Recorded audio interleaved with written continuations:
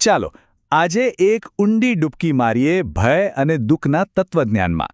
જીવન વિદ્યાના એક પ્રવચનના આધારે આપણે અસ્તિત્વના એવા મૂળભૂત સવાલોને સમજવાની કોશિશ કરીશું જે કદાચ આપણે બધાના મનમાં ક્યારેક ને ક્યારેક તો આવતા જ હોય છે. તો આ આખી વાતને બરાબર સમજવા માટે આપણી આખી ચર્ચા આ 5 મુખ્ય મુદ્દાઓની આસપાસ રહેશે. સૌથી પહેલા એક વિશ્વ એક પરિવારની વાત. પછી અસ્તિત્વના એવા કયા નિયમો છે જે ક્યારે બદલાતા નથી, ભયની જરૂર શું છે અને એના પ્રકાર કયા છે, અને છેલ્લે આ બધી ચર્ચા પછી જીવનનો અસલી હેતુ શું છે. તો શરૂઆત ક્યાંથી કરવી? ચાલો એક એવા આદર્શથી શરૂ કરીએ જે આપણે સૌએ સાંભળ્યો છે અને પછી જોઈએ કે વાસ્તવિકતાની ધરતી પર કેટલો ટકી શકે છે. આપણે બધાએ આ શબ્દ સાંભળ્યો છે, વસુધૈવ કુટુંબકમ. મતલબ કે આખી દુનિયા, આખું વિશ્વ એ કુટુંબ છે. વિચાર કેટલો સુંદર છે નહીં? સાંભળીને જ એવું લાગે કે બસ આટલું સમજાઈ જાય તો દુનિયાની બધી જ સમસ્યાઓનો અંત આવી જાય. પણ જેવી આપણે આદર્શની દુનિયામાંથી બહાર આવીએ, વાસ્તવિકતા સામે આવીને ઊભી રહી જાય છે. પ્રવચનમાં એકદમ સીધો ને સણસણતો સવાલ પૂછવામાં આવ્યો છે કે ભાઈ, જો આપણે એક ઘરમાં રહેતા 4 જણને એક પરિવાર બનાવીને સુખેથી નથી રાખી શકતા, તો પછી આ 7 અબજ લોકોનો પરિવાર બનાવવાની વાત કેટલી સાચી? અને આ સવાલ જ આપણને ઊંડાણથી વિચારવા પર મજબૂર કરે છે. તો આટલા મોટા આદર્શ અને આટલી કડવી વાસ્તવિકતા વચ્ચેનો જે તફાવત છે એને સમજવા માટે આપણે થોડું ઊંડા ઉતરવું પડશે. આપણે અસ્તિત્વના એ મૂળભૂત નિયમોને સમજવા પડશે જેના પર આ આખું બ્રહ્માંડ ટકેલું છે. અને ત્યાંથી જ આપણને સમજાશે કે દુઃખનું મૂળ શું છે. જીવન વિદ્યાનો સૌથી પાયાનો સિદ્ધાંત એ છે કે આ સૃષ્ટિમાં કંઈ પણ આડેધડ નથી થતું. બધું જ એક વ્યવસ્થા પ્રમાણે, ચોક્કસ નિયમો પ્રમાણે ચાલે છે. જેમ ગ્રેવિટીનો નિયમ છે, એમ જ જીવનના, સંબંધોના અને ચેતનાના પણ પાક્કા નિયમો છે. આપણે એને જાણીએ કે ન જાણીએ, આપણે એ નિયમોની અંદર જ જીવીએ છીએ. તો પછી આ દુઃખ છે શું? આ ફિલોસોફી પ્રમાણે દુઃખ કોઈ બહારથી આવેલી વસ્તુ નથી. એ તો બસ એક પરિણામ છે.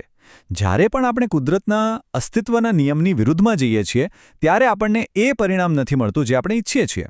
બસ આ અનિચ્છનીય પરિણામ સાથે જીવવું, એનું જ નામ દુઃખ. અને આ આખી વાતનો સાર બસ આ એક લાઇનમાં આવી જાય છે: નિયમનો વિરોધ જ દુઃખ છે. આનો મતલબ શું થયો? મતલબ કે આપણા દુઃખનું કારણ કોઈ બીજું નથી, ના કોઈ વ્યક્તિ, ના કોઈ સંજોગ. કારણ ફક્ત ને ફક્ત એક જ છે: આપણે સિસ્ટમની વિરુદ્ધ જઈ રહ્યા છીએ. આ એક નાનકડી સમજ દુઃખને જોવાનો આપણો આખો દૃષ્ટિકોણ બદલી શકે છે. સારું, નિયમ અને દુઃખની વાત તો સમજાઈ. હવે ચાલો એનાથી પણ એક ઊંડી લાગણીની વાત કરીએ. એક એવી લાગણી જે આપણે બધા અનુભવીએ છીએ: ભય. આ ડર છે શું? કુદરતે આપણને આ ભય આપ્યો જ શું કામ? શું એ ખરેખર આપણો દુશ્મન છે કે પછી એની પાછળ પણ કોઈ હેતુ છુપાયેલો છે? અને અહીંયા એકદમ આશ્ચર્યજનક વાત સામે આવે છે. ભય, જેને આપણે હંમેશા એક નબળાઈ કે ખરાબ વસ્તુ માનીએ છીએ, એ ખરેખર આપણી નબળાઈ નથી. એ તો કુદરતે આપણને શરીરને સાચવવા માટે આપેલું એક જરૂરી ટૂલ છે, એક સાધન છે. પણ હા, દરેક ટૂલની જેમ આની પણ એક એક્સપાયરી ડેટ છે. એ ત્યાં સુધી જ કામનું છે જ્યાં સુધી જીવનનું મુખ્ય કામ પૂરું ન થઈ જાય. આ વિચાર આપણને એક નવા સવાલ પર લાવીને મૂકે છે. જો ભયનું કામ શરીરને બચાવવાનું છે તો ઠીક છે, પણ સવાલ એ છે કે શરીરને બચાવીને કરવું શું છે? જીવન આખરે શોધે છે શું? અને આ શોધની યાત્રામાં આપણો સૌથી મોટો, સૌથી ઊંડો ડર કયો છે? અને આ સવાલનો જવાબ જ માણસ અને પ્રાણી વચ્ચેનો સૌથી મોટો તફાવત બતાવે છે. જુઓ, પ્રાણીને શેનો ડર હોય? પ્રાણભય, એટલે કે જીવ જતો રહેશે એનો ડર. એનું બધું ધ્યાન શરીરને ટકાવી રાખવા પર હોય છે. પણ માણસનો મૂળભૂત ડર આ નથી. આપણને મરી જવાનો એટલો ડર નથી લાગતો જેટલો દુઃખી રહી જવાનો લાગે છે. સુખને અનુભવ્યા વગર જ આ જીવન પૂરું થઈ જશે, એ આપણો સૌથી મોટો ભય છે. તો ચાલો આપણે જે પ્રાણભયની વાત કરી, એટલે કે શરીરને ટકાવી રાખવાના ડરની, એને પણ થોડું ઊંડાણથી સમજીએ. એના પણ મુખ્યત્વે 3 પ્રકાર પાડવામાં આવ્યા છે. આનાથી ભયની આખી સાયકોલોજી સમજવામાં મદદ મળશે. પહેલો ભય છે પ્રાકૃતિક ભય, જેમ કે ભૂકંપ, વાવાઝોડું, પૂર. બીજો છે પાશ્વિક ભય, એટલે કે સિંહ, વાઘ જેવા હિંસક પ્રાણીઓથી જીવ બચાવવાનો ડર. અને હવે આવે છે ત્રીજો ભય, જે સૌથી વિચિત્ર અને જટિલ છે: અમાનવીય ભય, એટલે કે માણસનો માણસથી જ ડર. આ ત્રીજા પ્રકારનો ડર ખરેખર વિચારવા જેવો છે નહીં? જુઓ, કુદરતથી ડરવું સમજાય, જંગલી જાનવરથી ડરવું પણ સમજાય. પણ એક માણસને બીજા માણસથી શું કામ ડર લાગે? પ્રવચન કહે છે કે આ ડર કુદરતી નથી, એ આપણી બનાવેલી સિસ્ટમ, આપણી ખોટી સમજ, જેમ કે અમીર ગરીબના ભેદભાવમાંથી પેદા થયો છે. આ સંપૂર્ણપણે માનવસર્જિત ભય છે. તો અત્યાર સુધી આપણે શું સમજ્યા કે ભય એક ટૂલ છે જે શરીરને એટલે સાચવે છે જેથી આપણે કોઈ ખાસ કામ પૂરું કરી શકીએ. પણ સવાલ પાછો ત્યાં જ આવીને ઊભો રહે છે કે આ ખાસ કામ છે શું? જીવનનો અંતિમ હેતુ શું છે? આ ગહન વાતને સમજાવવા માટે એક બહુ જ સરળ અને સચોટ ઉદાહરણ આપવામાં આવ્યું છે. ચાલો એક નાનકડી કલ્પના કરીએ. માની લો કે તમારે કોઈ બહુ જ અગત્યના કામે તમારા ગામથી સુરત જવાનું થયું છે. તમારી પાસે સાંજની પાછા આવવાની ટિકિટ પણ બુક કરેલી છે, પણ સાંજ પડી ગઈ અને તમારું કામ હજી અધૂરું છે. તો હવે તમે શું કરશો?